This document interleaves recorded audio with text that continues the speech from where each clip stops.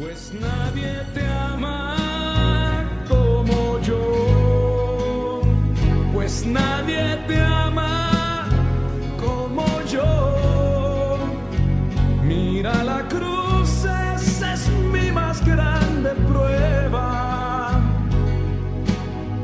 Nadie te ama como yo.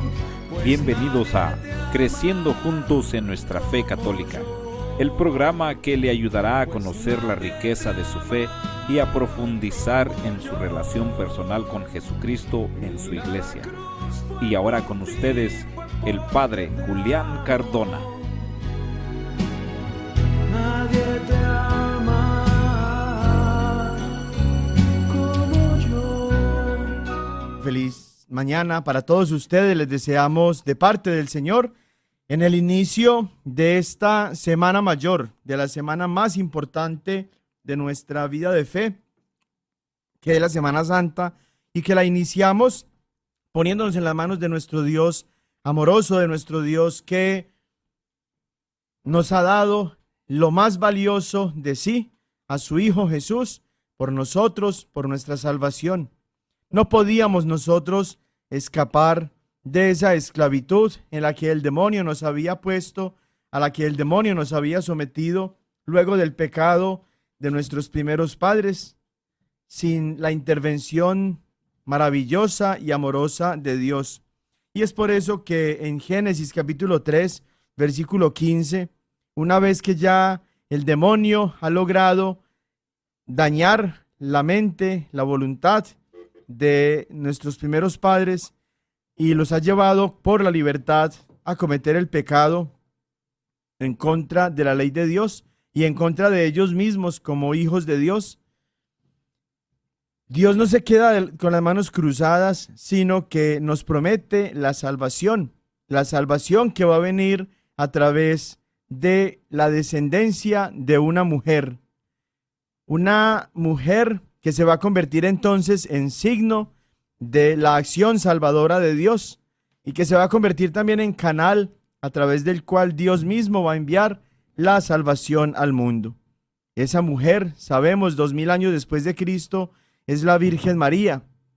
Y ese conocimiento, esa experiencia del amor de Dios, lo hemos tenido por espacio ya de 2000 años, desde que Cristo fundó su iglesia, y en su iglesia seguimos adorándolo a Él y seguimos amando y honrando a la Virgen María, que es esa mujer que Dios mismo eligió para que fuera la portadora de la salvación para todos nosotros.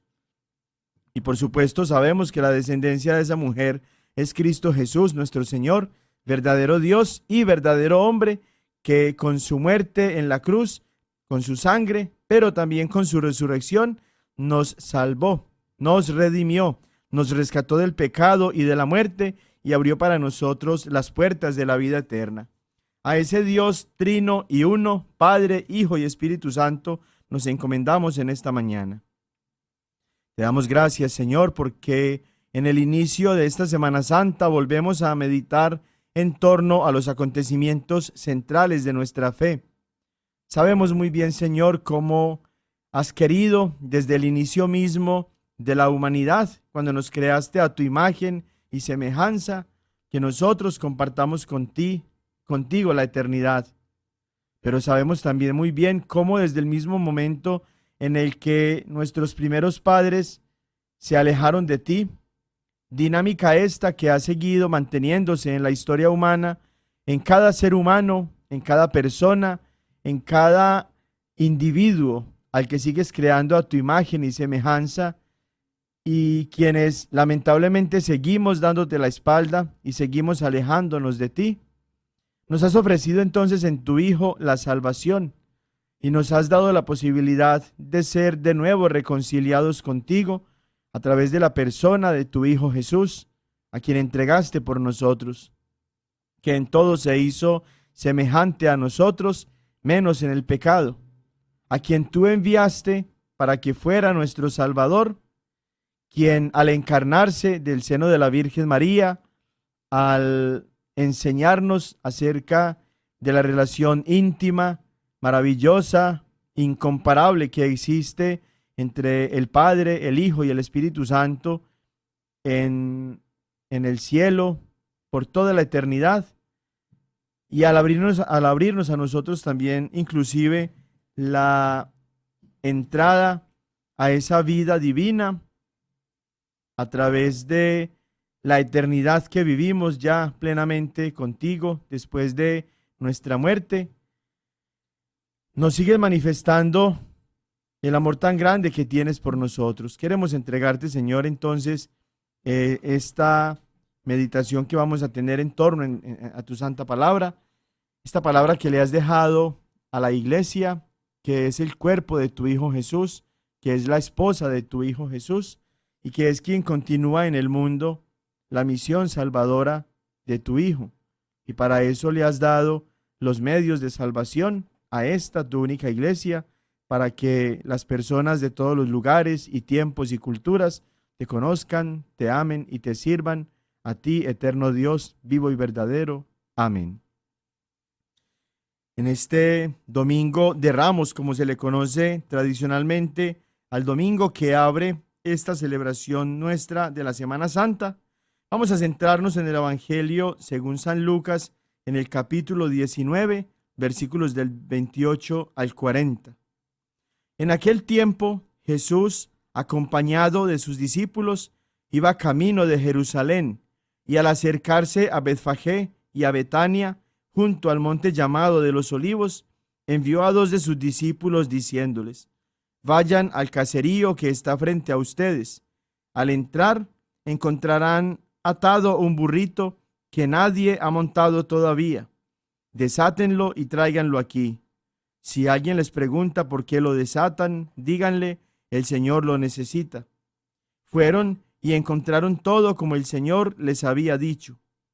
Mientras desataban el burrito, los dueños les preguntaron: ¿por qué lo desamarran? Ellos contestaron: el Señor lo necesita. Se llevaron pues el burro, le echaron encima los mantos e hicieron que Jesús montara en él. Conforme iba avanzando, la gente tapizaba el camino con sus mantos, y cuando ya estaba cerca la bajada del monte de los Olivos, la multitud de discípulos entusiasmados se pusieron a alabar a Dios a gritos por todos los prodigios que habían visto, diciendo: bendito el Rey que viene en nombre del Señor, paz en el cielo y gloria en las alturas. Algunos fariseos que iban entre la gente le dijeron: Maestro, reprende a tus discípulos. Él les replicó: les aseguro que si ellos se callan, gritarán las piedras. Palabra del Señor. Gloria a ti, Señor Jesús. Este domingo es un domingo diferente en medio de todos los otros que tenemos durante las celebraciones litúrgicas en la Iglesia Católica, en la iglesia fundada por Jesús, porque es un domingo que está cargado de profundo significado y sin el cual es imposible entender lo que va a seguir de aquí en adelante en la celebración de esta Semana Santa. En el mismo plan de salvación de Dios, que como decíamos al inicio, se trazó por Dios mismo desde el momento en el que el hombre y la mujer, creados a imagen y semejanza de Dios, se apartaron de él, de enviar a su Hijo Jesús. En ese mismo plan de Dios estaba establecido entonces que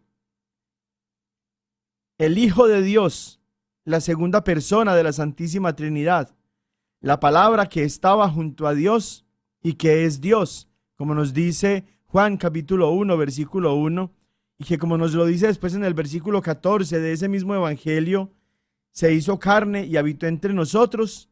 Venía Él a dar su vida. No se la quitaron, no se la arrebataron a la fuerza, no lo llevaron con engaños al lugar donde lo iban a sacrificar, donde iba Él a entregar su vida, sino que Él mismo la estaba dando voluntariamente. En su mente, en su corazón, como Dios, tenía presentes a cada uno de los individuos que íbamos a existir, seres humanos, en toda la historia de la humanidad, tenía en mente los pecados, las ofensas, las agresiones, los desprecios a su ley, a su amor, que cada uno de nosotros en toda la historia de la humanidad íbamos a cometer. Y es por eso que en un acto, dicen los teólogos, libérrimo de su amor, es decir, de benevolencia, y también en un acto libre de su amor, decide Dios entregarnos su propio ser, su propia vida.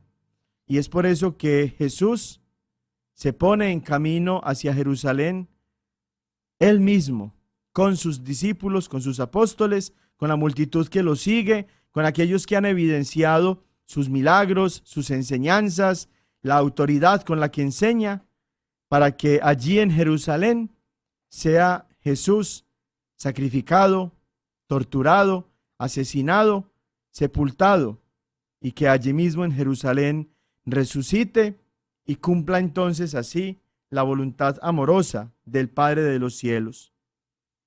Es interesante ver cómo a Jesús, a quien siempre lo siguieron tantas personas en el transcurso de su vida pública, también lo estén siguiendo todas estas personas que, movidas por la curiosidad o por el interés o por la necesidad o por la verdadera fe en él, caminan a su lado y ponen inclusive sus mantos, ramas de árboles, palmas en el suelo, como una forma de homenajear a quien reconocen en ese momento como rey suyo, como ser superior, como guía de sus vidas.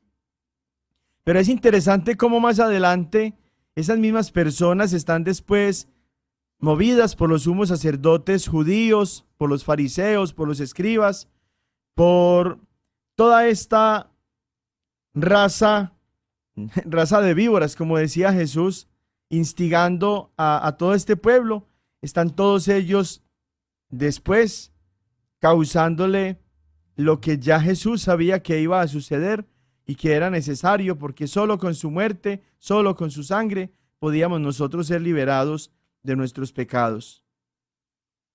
Ese cambio en el corazón, en la mente de quienes siguen a Jesús, sigue presentándose 2000 años después, en todos nosotros que somos cristianos católicos, en todos aquellos que se dicen cristianos pero no están en la iglesia de Cristo, pero que aún así están convencidos de que profesan la fe en Jesús. También es muy común, lamentablemente, descubrir, reconocer este mismo cambio de mente y de corazón. Somos bastante infieles en nuestra fe a Dios. Tenemos una fe demasiado débil que nos lleva a no estar convencidos y comprometidos en las cosas en las que creemos, y por eso muchas veces vivimos de una forma diferente a la que decimos creer. Escuchamos la palabra de Dios, la meditamos, sabemos que las Sagradas Escrituras son palabra de Dios, porque así el Espíritu Santo lo definió en la Iglesia Católica, en la Iglesia de Jesús, por allá en el año 382, pero difícilmente damos crédito a lo que allí aparece. Difícilmente ponemos en práctica lo que allí encontramos. Difícilmente adaptamos nuestra vida a las enseñanzas, a los mandatos, a las prescripciones de Dios. Es por eso que en ese momento cumbre de el ministerio de Jesús, que es cuando se va a cumplir ya todo lo que Dios había establecido para su Hijo, para que nos ofreciera la salvación, y que comienza con esta subida a Jerusalén, pero de manera especial en el Monte de los Olivos, cuando Jesús está orando y agonizando. Jesús mismo nos ofrece uno de los modelos más hermosos y más perfectos de oración que podemos nosotros encontrar en las Sagradas Escrituras, comparable apenas con el texto de Mateo capítulo 6, versículo 9 en adelante, que es el pasaje en el que Jesús nos está enseñando también a orar con el Padre Nuestro. Vemos a Jesús allá en el Monte de los Olivos y nos lo presentan los evangelios orándole a Dios, pidiéndole inclusive que si es posible aparte de él ese cáliz de amargura, porque ya Jesús como Dios sabe muy bien lo que le espera y como hombre teme también el dolor, el sufrimiento, la soledad, los maltratos, los abusos, todo a lo que lo van a someter. Y le dice al Padre al final, pero que no se haga mi voluntad, sino la tuya. Esa debería ser nuestra oración en cada momento de nuestras vidas. Señor, que se haga tu voluntad y no la mía. Y en el Padre Nuestro, esa misma petición la incluye Jesús cuando nos dice, pídanle al Padre que se haga su voluntad, no la de nosotros, sino la de Dios, así como se hace en el cielo, que también se haga en la tierra. Nuestra fe, que es una fe débil, mediocre, pobre, dividida, es una fe en la que nosotros queremos aceptar la bendición de Dios y la voluntad de Dios, pero solo en aquellas cosas que nos convienen, que nos gustan, que podemos entender. Pero en aquellas en las que tenemos la dificultad de aceptar cosas que nos llevan a un desafío o a un reto o a abandonarnos en las manos de Dios o a no poner la confianza en nosotros mismos y en las cosas que podemos controlar, sino solamente en la voluntad de Dios, es entonces cuando, como dice el chiste, torcemos como la puerca el rabo y ya no buscamos entonces cumplir la voluntad de Dios. Por eso es tan común encontrar en estos tiempos, así como en los tiempos en los que Jesús era seguido de toda esta multitud, supuestos creyentes que en lugar de tener ellos mismos la voluntad de Dios como su regla de vida, quieren que sea Dios el que cumpla su voluntad. Vemos a tantos cristianos católicos que tienen un Dios a su alcance, un Dios a su imagen y semejanza, un Dios a la medida de sus intereses y de sus necesidades, un Dios con el que solamente cuentan cuando lo necesitan, porque de resto viven como si Dios no existiera. Cristianos católicos como esos y aquellos que se dicen cristianos sin serlo, pero que también actúan de modo similar, son el tipo de seguidores a los que vemos hoy en este evangelio, aclamando a Jesús y después gritando, crucifícale. Cristianos que no ponen plenamente su confianza en Dios, sino en filosofías, en ideologías, en su propia forma de pensar, en las cosas materiales que consiguen, en el poder, en la fama, en el prestigio, en las apariencias, inclusive en la superstición, en la brujería, en la hechicería, en todas estas formas de respuestas que aparentemente ofrecen soluciones más inmediatas que las que ofrece Dios, porque como cristianos no queremos cargar nuestra cruz. Hoy el Evangelio nos invita a ser verdaderos seguidores, verdaderos creyentes, a caminar con Jesús como nuestro Rey cuando es alabado por nosotros en los momentos agradables de nuestra existencia humana, pero también en los momentos de dificultad, de pasión, de cruz, no despegarnos, no desprendernos, no alejarnos de aquel en el que están puestas nuestras esperanzas.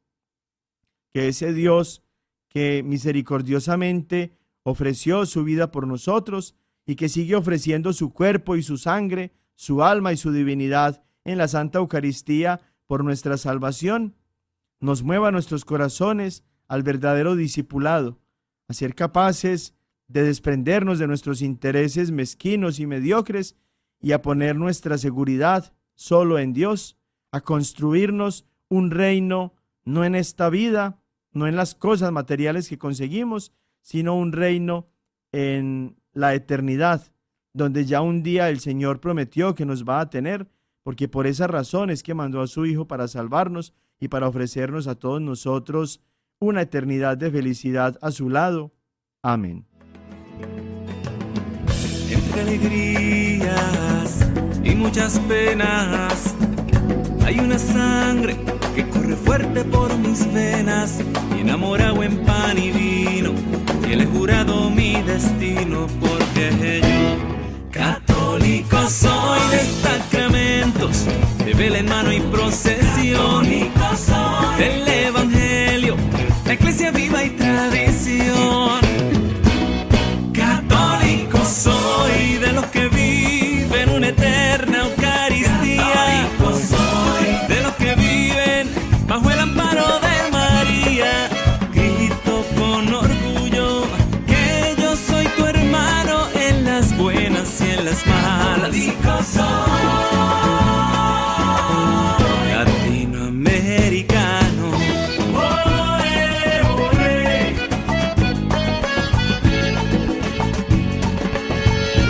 Latinoamericano.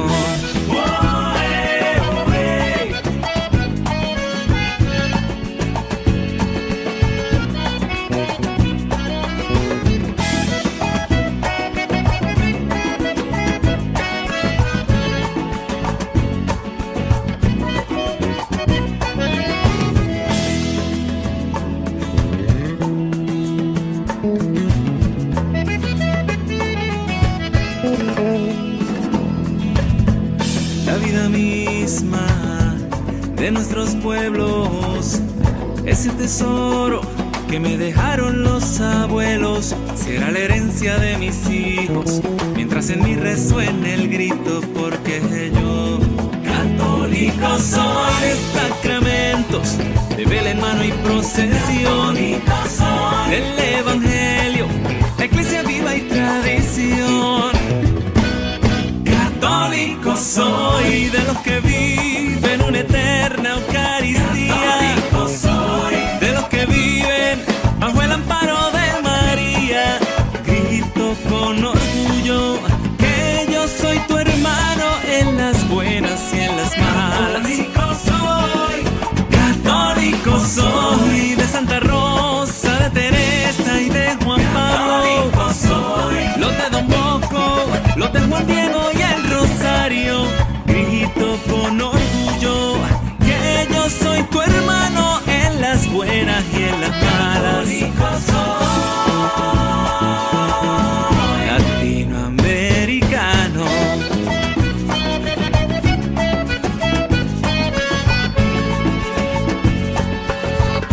Latinoamericano.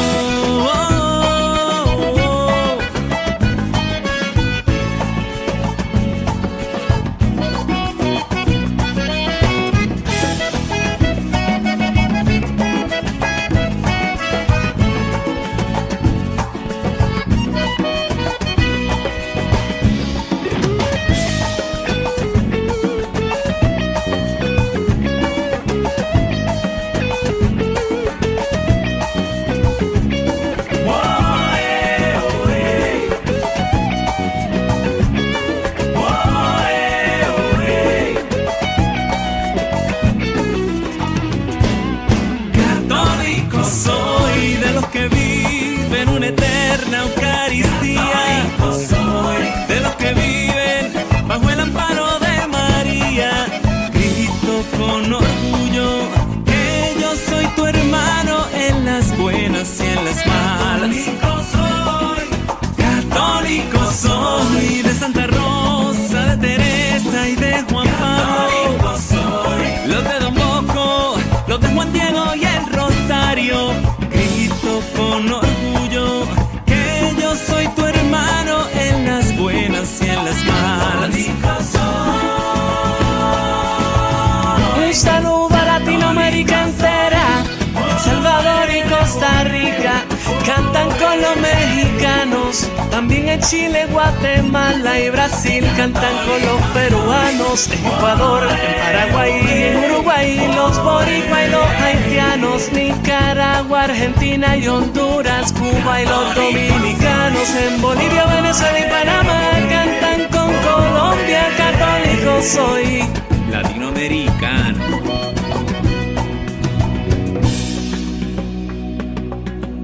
La vida misma de nuestros pueblos, ese tesoro que nos dejaron los abuelos. Bueno, en este tema del día de hoy y probablemente por las siguientes catequesis que siguen en las semanas por venir, vamos a dedicar, como decíamos la semana pasada, nuestra reflexión a un tema muy importante que tiene que ver con nosotros como cristianos católicos y que tiene que ver también con aquellos que se han alejado de la Iglesia Católica y han empezado a militar su supuesta fe cristiana en el interior de grupitos, de changarritos, de sectas, en los que es muy común el cobro del diezmo. Y es precisamente ese el tema del que nosotros vamos a hablar.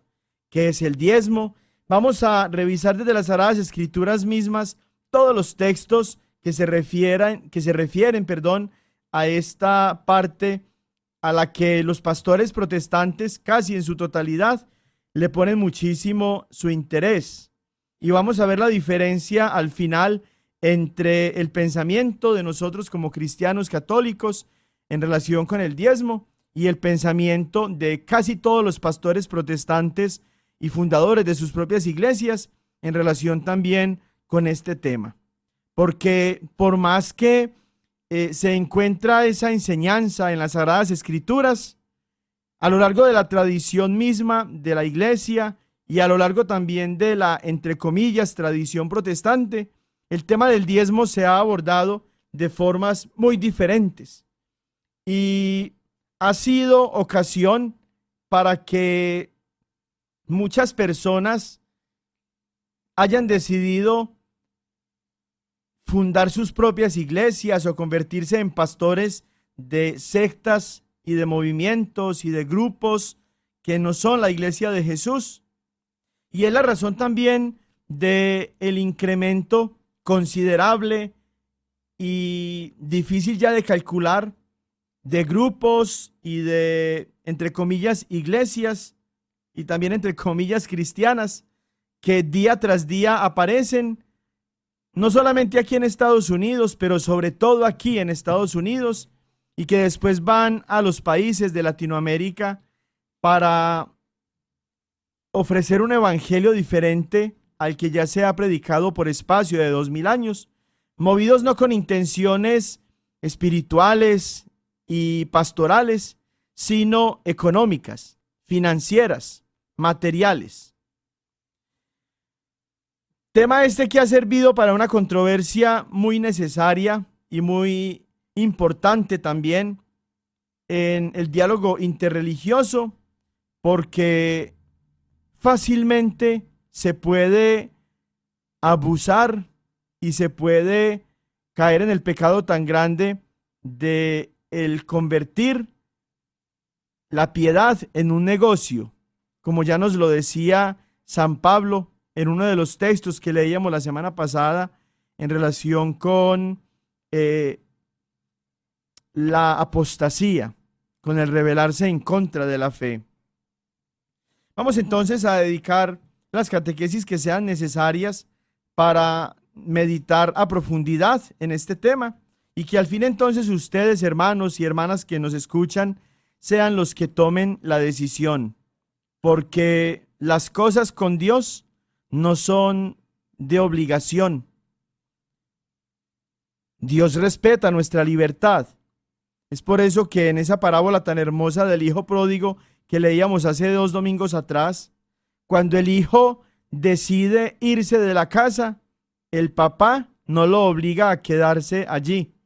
Distribuye la herencia, dándole la parte que le corresponde a este hijo suyo que se quiere ir de la casa paterna y lo deja ir, porque Dios respeta nuestra libertad. Por eso no puede aparecer después un líder autoproclamado pastor o profeta o apóstol o evangelista e imponernos a costa del terror por la venida de Cristo o por el fin del mundo cosas que no nos llevan a beneficiarnos a nosotros, sino que producen un beneficio personal para él o grupal para los de su congregación. Y ya, Dios respeta nuestra libertad. Y por eso vemos allá en Apocalipsis capítulo 3, versículo 20, ese pasaje tan diciente y tan hermoso que ha dado inspiración a muchas expresiones del arte religioso, en las que pinturas muestran a Jesús parado fuera de una casa, al lado de una puerta, a la que está tocando, que está llamando para que esas personas que están allí dentro de la casa abran la puerta y lo dejen entrar, lo dejen pasar y cenen con él y él con ellos. Mira que estoy a la puerta y llamo. Si alguno me oye y me abre la puerta, entraré a su casa y cenaré con él y él conmigo. Apocalipsis 3:20. Dios respeta nuestra libertad. Por eso no se puede limitar y condicionar la salvación según el cumplimiento de unas prácticas humanas en las que se establece el cobro de los diezmos como una obligación, so pena de condenación eterna o de maldiciones y de castigos de parte del Señor. Ese no es el discurso que Dios verdaderamente vino a sembrar en el corazón de todos nosotros como creyentes. Ese no es el centro de la predicación de Jesús. Esa no es la razón por la que Jesús vino a hablarnos del reino de los cielos. Por eso vamos a presentar desde las Sagradas Escrituras todo este tema del diezmo, con los textos bíblicos, tanto en el Antiguo como en el Nuevo Testamento, que hablan acerca de este tema. Y ya entonces ustedes tomarán la decisión. Si quieren creer a lo que pastores malintencionados y manipuladores enseñan desde la Biblia, cuando la malinterpretan y cuando la ponen a decir cosas que en realidad el Espíritu Santo no inspiró, con el fin de beneficiarse ellos con el tema del diezmo, así también como con las otras formas de acumulación de dinero que pueden ellos construir, justificar en sus propias iglesitas de garaje, iglesias piratas. O si le creen ustedes más bien a la palabra de Dios, que ha sido confiada como depósito de la fe a la iglesia que es columna y fundamento de la verdad, que es la Iglesia Católica, como nos lo enseña San Pablo allá en la primera carta que le escribió a Timoteo, en el capítulo 3, versículos 14 y 15. Al final de esta reflexión, vamos a reconocer entonces cuáles son las razones fundamentales por las que cada pastor protestante y cada fundador de estas iglesias piratas, iglesias de garaje, ha tenido la motivación y la intención de hacerlo precisamente.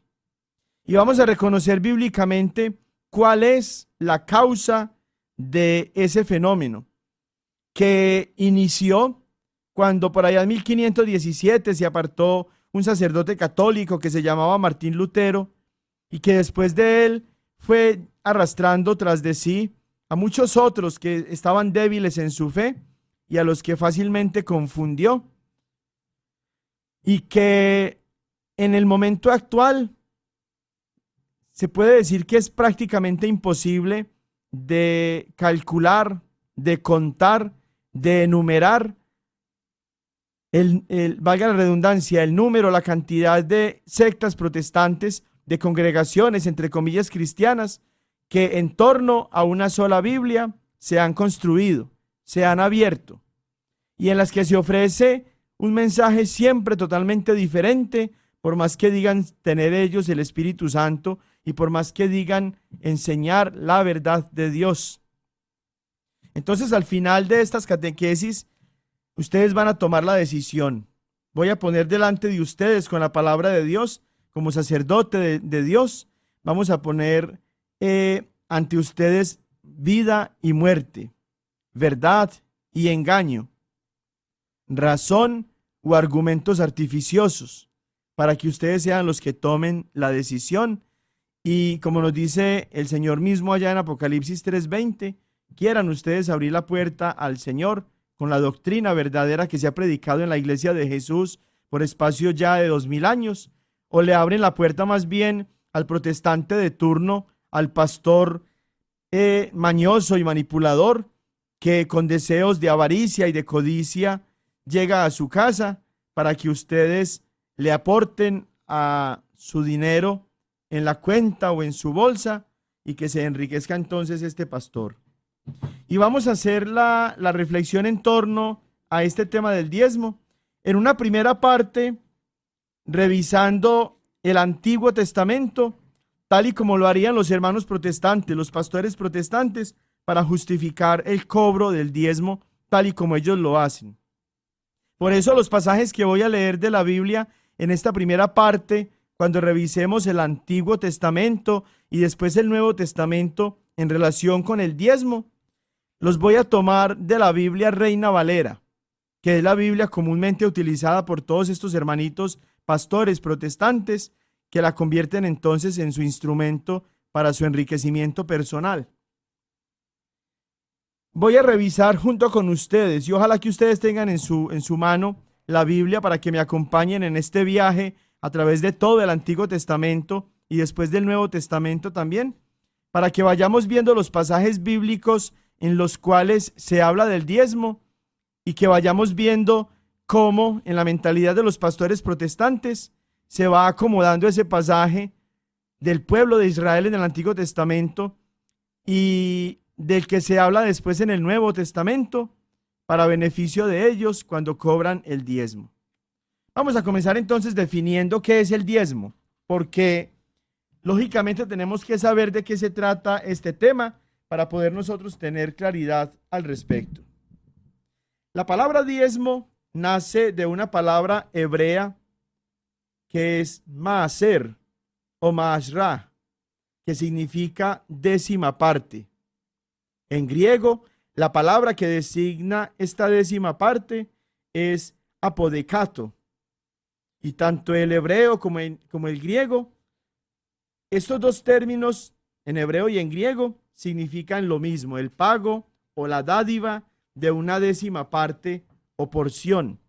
Por eso el concepto mismo, la palabra misma, diezmo, trae implícito el sentido de lo que se está pagando, el 10%.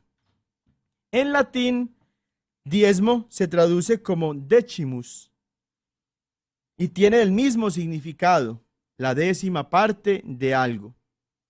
Este concepto se utilizaba para nombrar al derecho del 10% que en la antigüedad un rey exigía sobre el valor de las mercaderías que entraban a su reino o que se traficaban desde sus puertos. La palabra como tal en la Biblia aparece por primera vez en el capítulo 14 del libro del Génesis, cuando Abraham ofrece el diezmo al sumo sacerdote Melquisedec. Vamos entonces a mirar desde el Génesis, desde esta primera cita bíblica en la que encontramos la palabra el diezmo y que encontramos también la práctica de pagar el diezmo, a qué se refería y cómo era que se hacía. Necesitamos para esto entonces comenzar con este pasaje y mirar después entonces en el Pentateuco, en los libros históricos y en los libros de los profetas, aún inclusive en los libros sapienciales de la Biblia, las referencias que existen al tema del diezmo.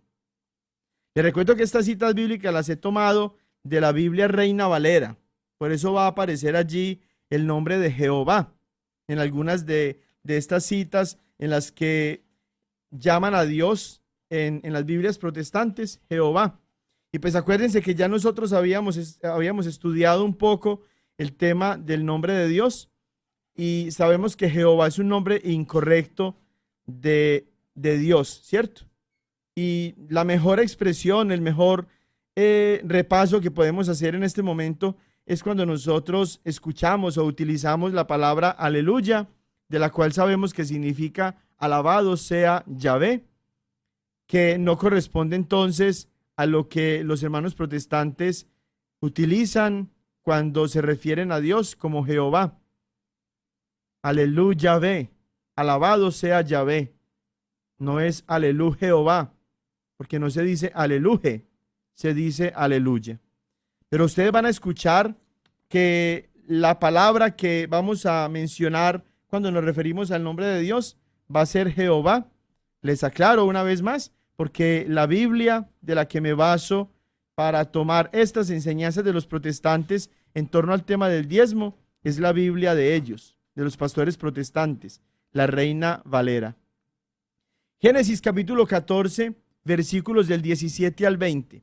El contexto de este pasaje es cuando Abraham se pone en contacto con unos reyes aliados para ir a rescatar a su sobrino Lot y con todas sus posesiones, de las manos de unos reyes que se adueñaron injustamente y a través pues de una acción muy poco justificada de Lot y de todo lo que tenía.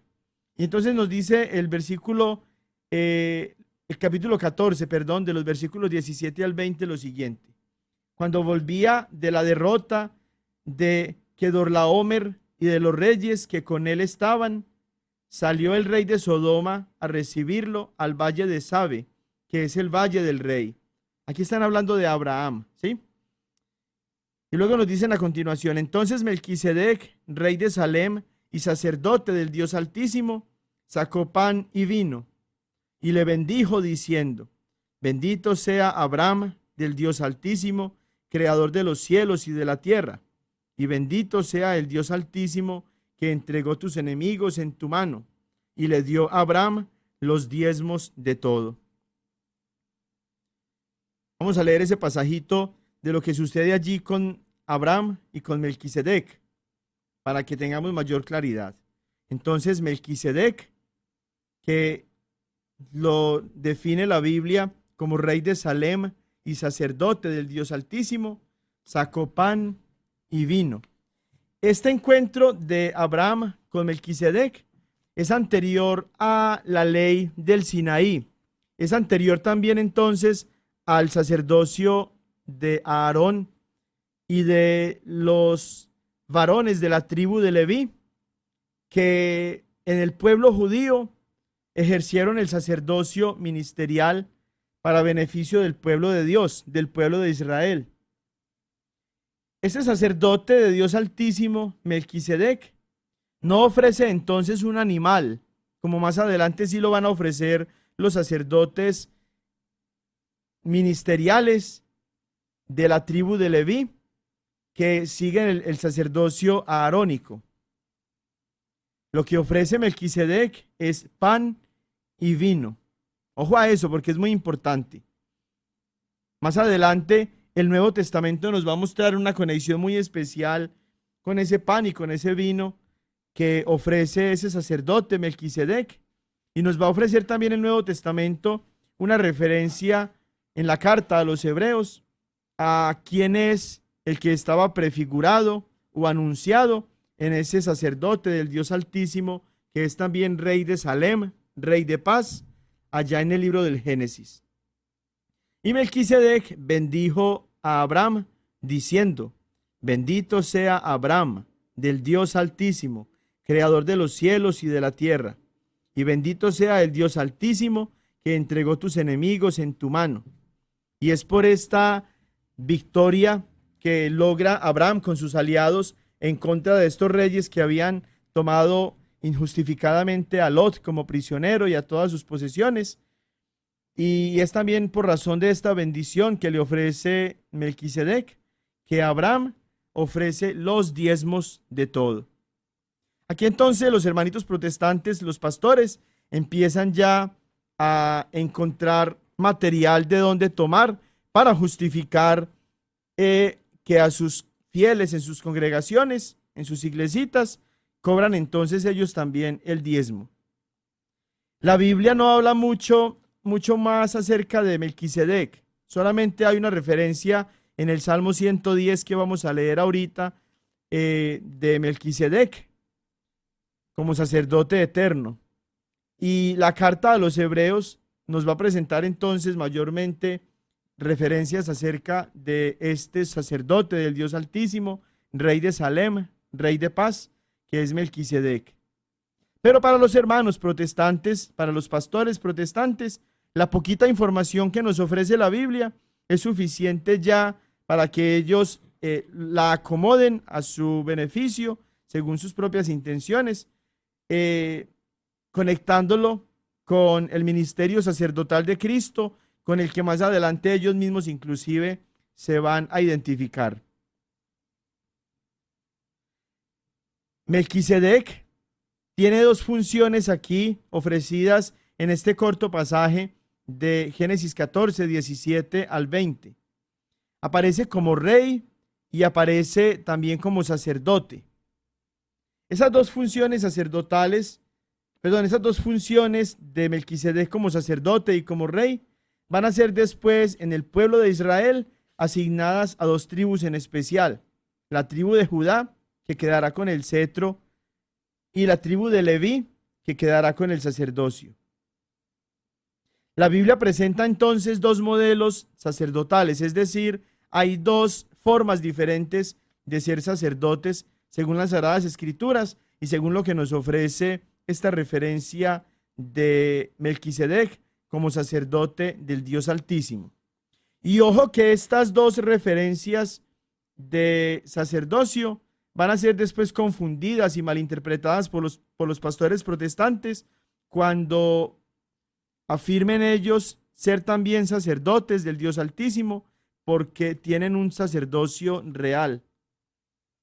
Estos modelos o tipos de ministerios sacerdotales son denominados órdenes, no solamente por la Iglesia Católica, que llama al sacramento a través del cual nosotros como sacerdotes fuimos ordenados por Dios para ejercer el ministerio sacerdotal, el sacramento del orden sacerdotal. Ya las Sagradas Escrituras se refieren a esa selección que hace Dios mismo de sus sacerdotes como una ordenación, como un orden. Y por eso se habla entonces del orden aarónico. Es el modelo sacerdotal levítico que gobernó desde Aarón hasta la destrucción del templo de Jerusalén en el año 70.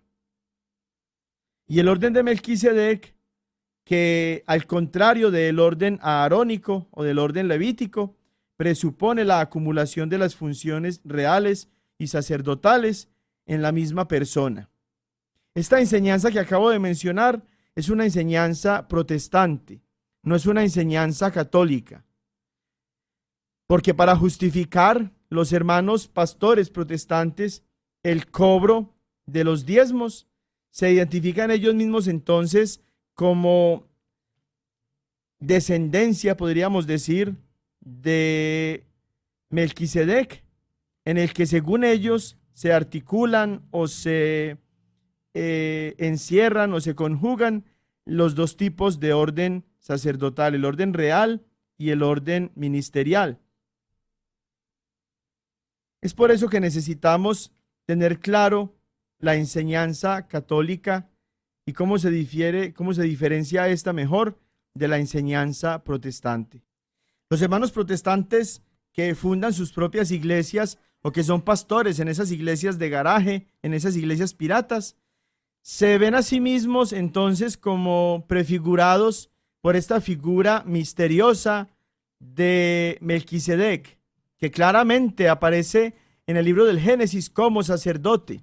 Y ellos, que no son sacerdotes, de alguna manera se acomodan para decir entonces que hay un tipo de sacerdocio que ellos sí ejercen y representan sobre su pueblo, sobre sus fieles, y afirman entonces que ese ministerio sacerdotal que ellos ejercen sobre su pueblo, al que llaman la iglesia de Jesús, por más que no lo es, viene en razón de esas dos funciones de Melquisedec que encontramos allá en ese pasaje de Génesis capítulo 14, versículos del 17 al 20. Melquisedec como rey y Melquisedec como sacerdote. Por eso hablan ellos del sacerdocio real, que para ellos se identifica plenamente con el ministerio sacerdotal y que los hace a ellos ser inclusive antecesores de Cristo, que los hace a ellos identificarse inclusive con el sacerdocio de Cristo.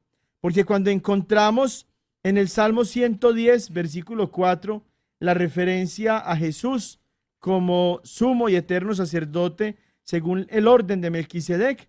Es entonces cuando los hermanos protestantes, los pastores protestantes, piensan de una manera pues mañosa y manipulada que este pasaje aplica a ellos, que no son sacerdotes porque no han sido ordenados sacerdotes, pero que tomando pasajes de las Sagradas Escrituras en los que supuestamente ya todos nosotros somos sacerdotes, porque así lo dice San Pedro y porque así lo dice más adelante también San Juan en el libro del Apocalipsis, pero fuera de contexto, lo utilizan ellos entonces para sus propios fines económicos y financieros, más que pastorales y espirituales. El Salmo 110, versículo 4 dice así: Juró Jehová y no se arrepentirá. Tú eres sacerdote para siempre, según el orden de Melquisedec. Allí entonces queda claro cómo las Sagradas Escrituras se están conectando a Cristo con el sumo sacerdote Melquisedec, que es también rey de paz, rey de Salem. Y es una profecía, podríamos decir, que está contenida en el libro de los Salmos, a aquel que es sacerdote para siempre, que es Cristo Jesús, nuestro Señor, pero que los hermanitos protestantes pues ya empiezan a acomodar, identificándose con Jesús, de la misma manera como se ven ya antecedidos por Melquisedec, para poder justificar ellos entonces el cobro del diezmo. Luego de este pasaje de Génesis capítulo 14, versículos del 17 al 20, la segunda referencia que se hace al diezmo antes del pueblo de Israel lo encontramos en Génesis capítulo 28, versículos del 16 al 22, donde es ya Jacob quien ofrece diezmo a Dios. Vamos a leer brevemente o rápidamente mejor el pasaje y lo vamos a meditar, si Dios quiere, la otra semana. Y despertó Jacob de su sueño y dijo: ciertamente Jehová está en este lugar y yo no lo sabía. Y tuvo miedo y dijo: cuán terrible es este lugar. No es otra cosa que casa de Dios y puerta del cielo. Y se levantó Jacob de mañana y tomó la piedra que había puesto de cabecera y la alzó por señal y derramó aceite encima de ella. Y llamó el nombre de aquel lugar Bet-El, aunque Luz era el nombre de la ciudad primero. E hizo Jacob voto diciendo: si fuere Dios conmigo y me guardare en este viaje en que voy, y me diere pan para comer y vestido para vestir, y si volviere en paz a casa de mi padre, Jehová será mi Dios, y esta piedra que he puesto por señal será casa de Dios, y de todo lo que me dieres, el diezmo apartaré para ti. Este diezmo que promete Jacob en voto a Dios, a Jehová, como lo llama la Biblia Reina Valera, es lo que encontramos como segunda referencia antes del pueblo de Israel, antes del diezmo levítico, como un diezmo que también se pagaba entonces en las Sagradas Escrituras y que es tomado, que es tenido en cuenta por los hermanitos pastores protestantes para hablar más adelante entonces del diezmo que les tienen que pagar a ellos sus seguidores, que no es el diezmo levítico, sino que es el diezmo de ellos como descendientes según de Melquisedec y de Cristo como sacerdote, por más que ellos no son sacerdotes. Vamos por el momento a escuchar unos anuncios y comerciales importantes para nuestra vida diocesana.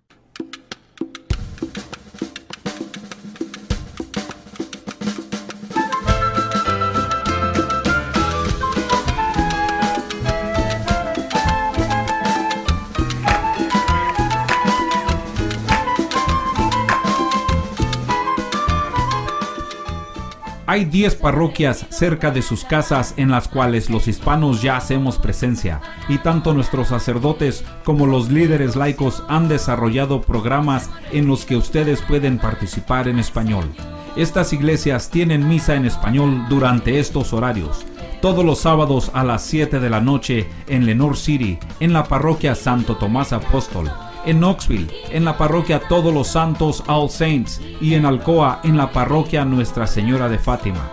Todos los domingos puede asistir a misa en español en las siguientes iglesias y horarios: en Athens, en la parroquia Santa María a la 1 de la tarde; en Oak Ridge, en la parroquia Santa María a las 2 de la tarde; en Knoxville, en la Catedral del Sagrado Corazón de Jesús a la 1 de la tarde; en la parroquia Santo Espíritu, Holy Ghost, a las 2:30 de la tarde; en Maynardville, en la parroquia Santa Teresa de Calcuta a las 11 de la mañana; y en Madisonville, en la parroquia San José Obrero a las 12:30 del mediodía. Si desean más información sobre la Iglesia Católica o dónde pueden ustedes asistir a misa en otras ciudades y celebrar los sacramentos, por favor llamen a la oficina del Apostolado Hispano al 865-637-4769. Con la manito arriba, yo le canto y yo le danzo a mi Señor.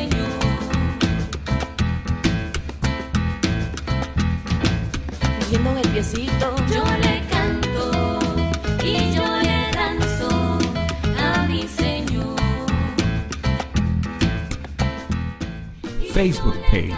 También los invitamos a que le den like o me gusta a nuestra página de Facebook La Cosecha DOK, para que se mantengan informados de todos los eventos de las diferentes parroquias y en la diócesis de Knoxville. De esta manera podemos mantenernos conectados y también nos pueden enviar sus comentarios y sus preguntas para el Padre Julián. Otra manera de enviarnos sus preguntas es llamando a nuestra oficina al 865-637-4769. Hay tanto que conocer de nuestra fe católica. Aproveche esta oportunidad y llame con su pregunta al 865-637-4769. Le canto y yo le danzo y le doy mi corazón, mis alegrías, mis trabajos, yo le entrego todo lo que soy.